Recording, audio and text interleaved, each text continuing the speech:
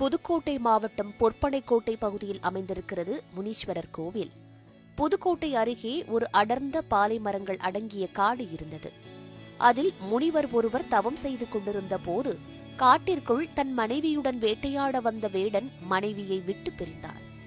எங்கும் மனைவியை தேடி கண்டுபிடிக்க முடியாமல் தவித்துக் கொண்டிருக்க, அப்போது அந்த முனிவர் வேடனை பார்த்து விவரம் கேட்க தன் நிலையை சொல்லி அழுதார் அந்த வேடன். முனிவர் தன்னுடைய தவ பலத்தால் அந்த பெண் இருக்கும் இடத்தையும் அதற்கு போகும் வழியையும் கூறினார். அவ்வாறே சென்று மனைவியை அடைந்த வேடன் தினம்தோறும் அந்த முனிவருக்கு கிழங்குகள், பழங்கள் முதலியவற்றை வழங்கினார்.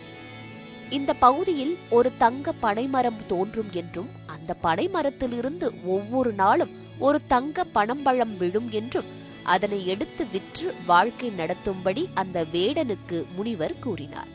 அதேபோல் பனைமரம் தோன்றி அதிலிருந்து தங்க பனம்பழங்கள் விழுந்தன.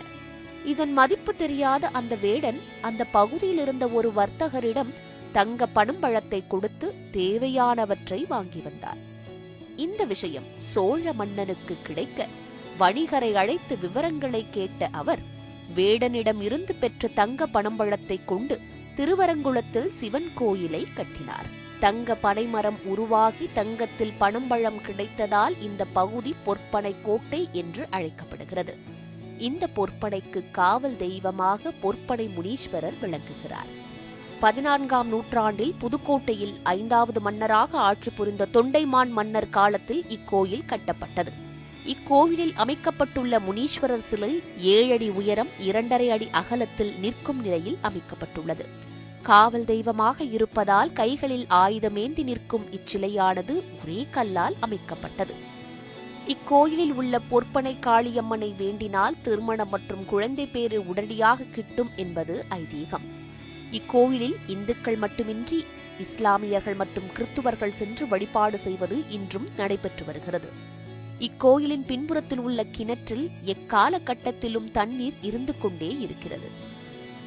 கோயிலில் காளியம்மன், தளம் காத்த முனீஸ்வரர், முத்தாள் ராவுத்தர், நாகம்மாள் ஆகிய தெய்வங்களும் அருள்பாலித்து வருகின்றனர். கோயிலின் அமைப்பு சிறியதாக இருக்கும் நிலையிலும் புதுக்கோட்டை மாவட்டத்தில் மிகவும் சக்தி வாய்ந்த தெய்வமாக பொற்பனை முனீஸ்வரர் விளங்கி வருகிறார். ஆடி மாதத்தில் இங்கு 30 நாட்கள் திருவிழாக்கள் நடைபெறுகிறது. கடைசி திருவிழாவின் போது 7 அடி உயர முனீஸ்வரருக்கு சந்தனக்காப்பு அபிஷேகம் செய்து திருவிழா முடிக்கப்படுகிறது.